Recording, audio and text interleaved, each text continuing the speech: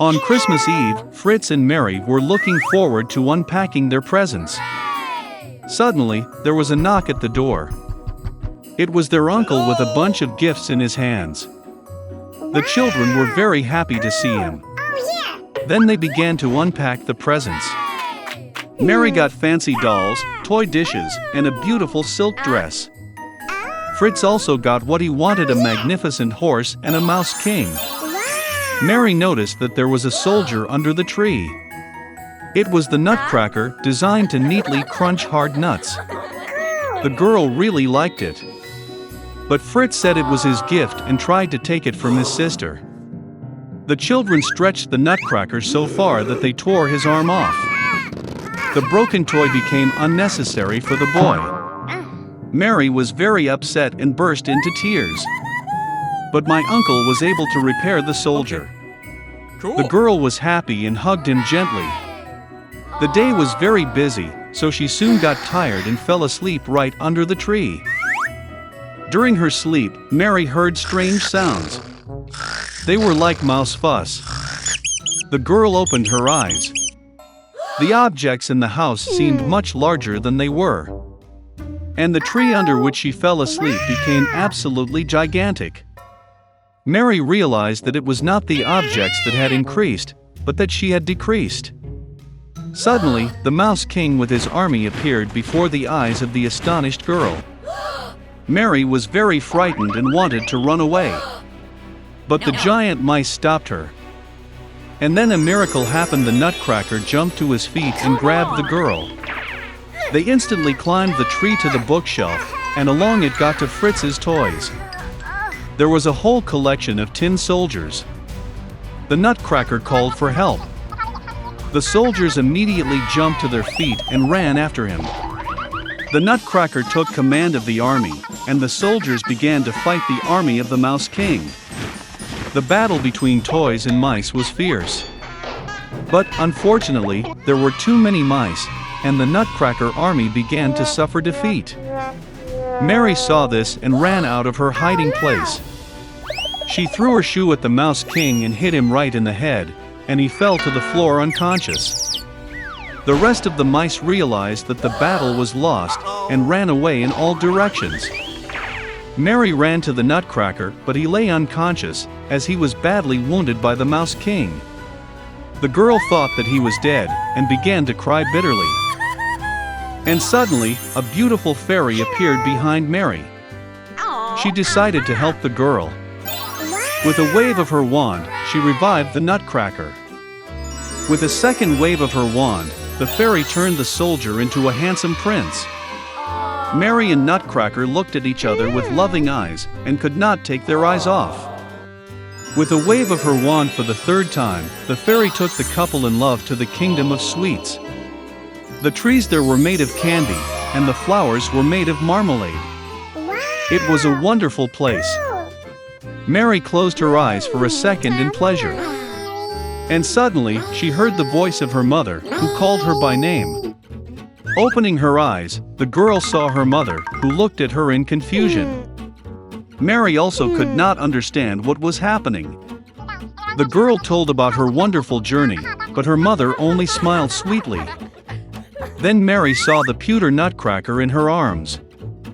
And then she realized that she had slept under the tree all night, and everything that happened to her was just a vivid dream. A few years later, the nephew of their godfather came to visit Mary and Fritz. As soon as he entered the house, the girl almost fell to the floor in surprise.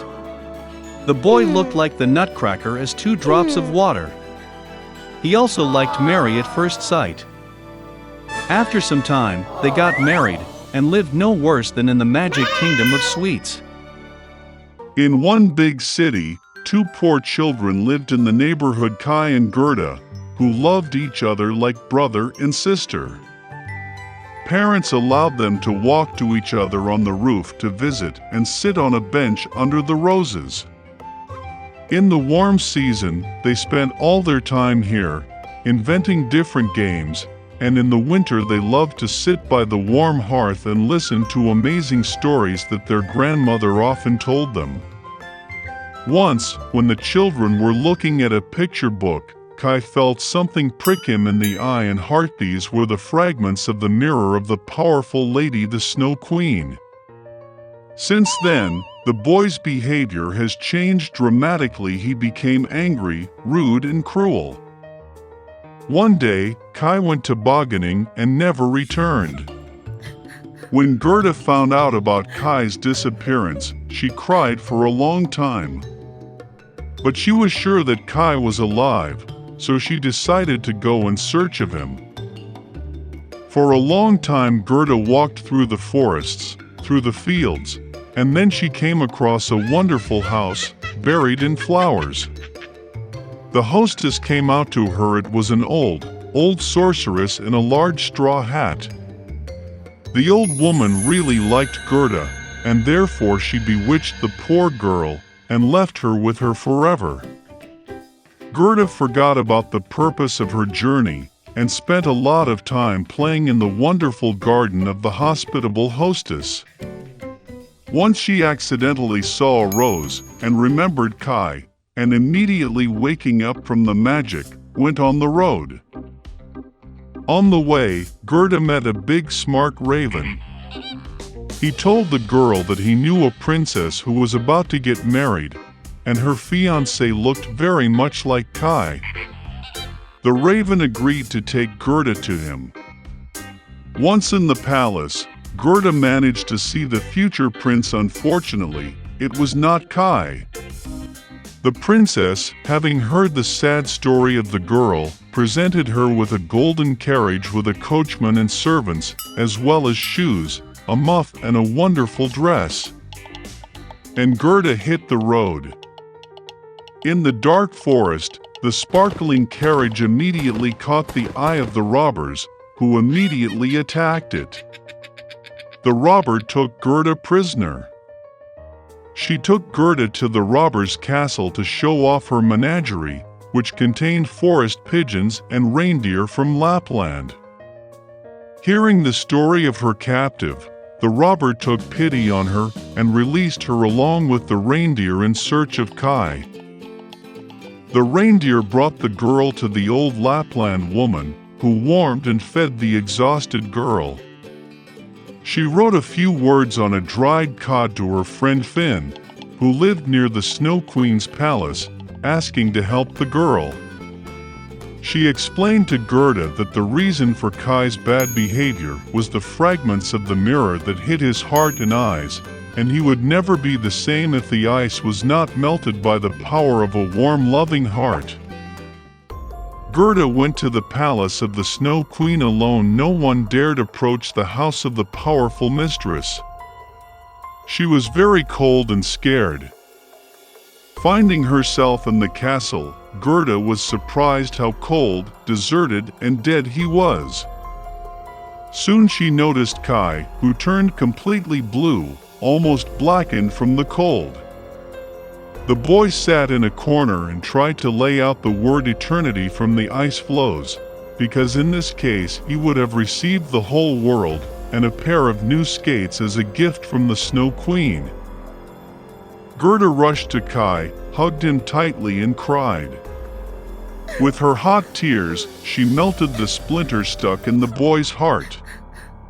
Having picked up, Kai also began to cry, and the second shard flowed out of his eyes along with tears.